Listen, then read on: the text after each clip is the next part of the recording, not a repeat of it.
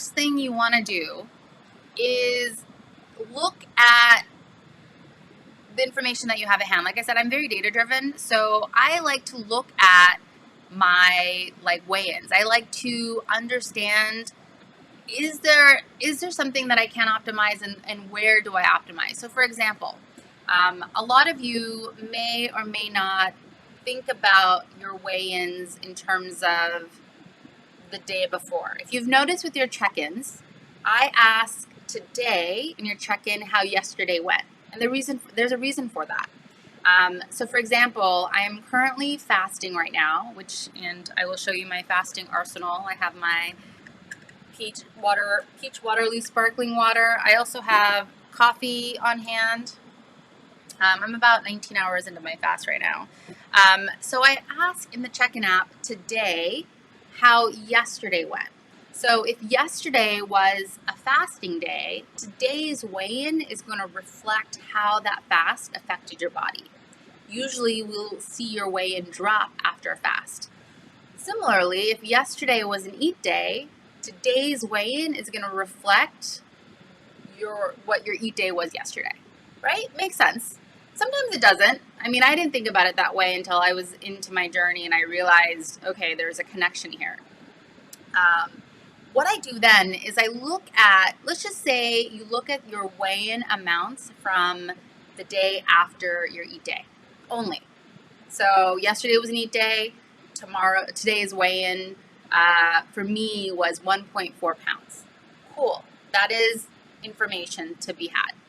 My previous eat day, my weigh-in was about 1 pound of scale gain. Remember, this isn't weight gain. This is just the weight of your food in your body that has yet to be digested.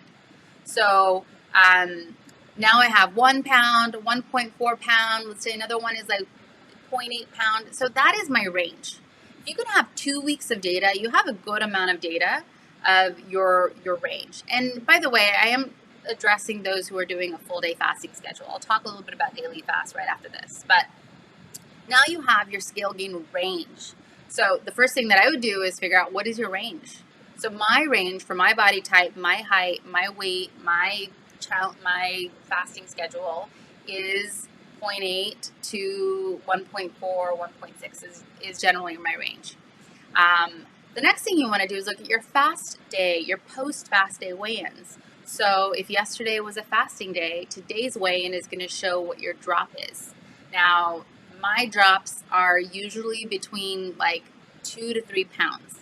That doesn't mean I've lost 3 pounds of fat. It means that I've erased my scale gain from yesterday and some more, right? So today I saw 1.4 pounds of scale gain. I'm fasting today. Tomorrow I might see the scale go down by 2 pounds.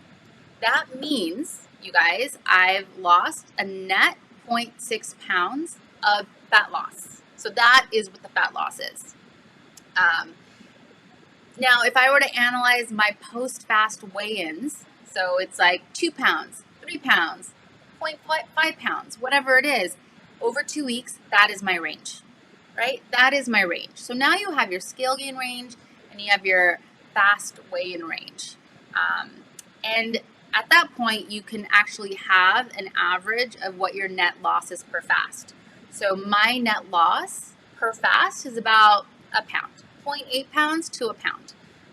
As I get closer to my goal weight, that goes less, by a little bit, which is normal because you lose slower as you get closer to your goal weight. And now I know that every fast, on average, I will see 1 pound of fat loss, 1 pound of loss. So if I'm fasting 3 days this week, I could, hypothesize that I'm going to be down 3 pounds by the end of the week. Now, this isn't perfect. This is just how I look at things, and how over the last 5 years has been pretty spot on, not just for my own journey, but how I look at every one of your guys' journey. When I look at all of the data from all of the check-ins, it's pretty spot on to be able to understand that average. Now, we don't get that kind of average in in Happy Scale or other weight loss apps because they don't factor in our intermittent fasting, right? We lose weight in different ways, and we see scale gain in different ways, and those apps don't really show it. So those trend analysis aren't really accurate as much as we'd want them to be. Anyways, so that is the first thing that I would do. Now, the reason why it's helpful is yesterday I had my in and out eat day. I was expecting to see a higher than normal scale gain. I was expecting to see like a 2 to 3 pound scale gain. And by the way, you guys, this is also a really helpful mindset tactic because as you can tell, hopefully, by the way I talk about my weight, I do weigh daily, but I'm not beholden to my weight. I don't look at the number on the scale as my identity. I'm not like, oh my gosh, this number is everything. I'm looking at it as a science experiment. I'm like, all right, I should have seen the scale go up, right? Like, this is normal. This is what I should be expecting. You're normalizing what this is. You're starting to understand the science behind your weigh-ins and how your body's reacting to things. And I feel like that is helpful. Now, what's not helpful is if you get really, really flustered with your weigh-ins, or if you feel like it is everything and you get sad when you see it, then, like, you don't have to weigh in every day. I don't even encourage that. I don't even require or say that you need to as part of this challenge experience. You could totally weigh in only after fast days. You can weigh in once a week. You can not weigh in, and you can find non-scale victories. But for those of you who want to kind of get into the weeds of this the way I do, this is my methodology. So I look at these weigh-ins. I look at the average. Today I was expecting to see a bigger increase, and I was surprised that I didn't, right?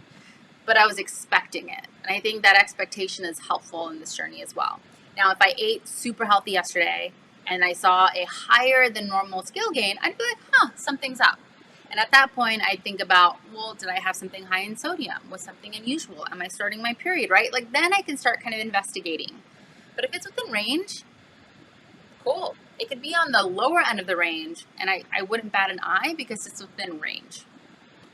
So hopefully that makes some sense. I'm seeing some comments in. All right, let's see if I can bring it in. Hi, Crystal. Welcome. Glad you're here. Let's see. And Crystal's from New York. Let's see. Samantha's on as well. Hi, Samantha. Let's see if you can. Oh, I don't know that I can get you to. Let's see. I may have to move this.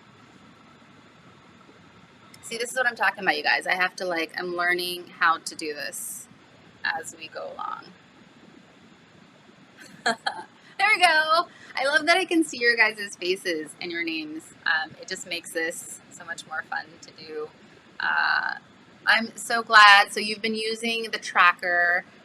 So you guys, if you're unfamiliar with what she's talking about, as part of this challenge experience, I actually linked to you the spreadsheet that I have used since the start of my journey. It is not pretty to look at. It's just a Google sheet, but it allows you to kind of follow along with your journey in a more specific way, where you can kind of see the day, your weigh-in, your scale gain, your drops. It's kind of designed that way since Happy Scale doesn't do that.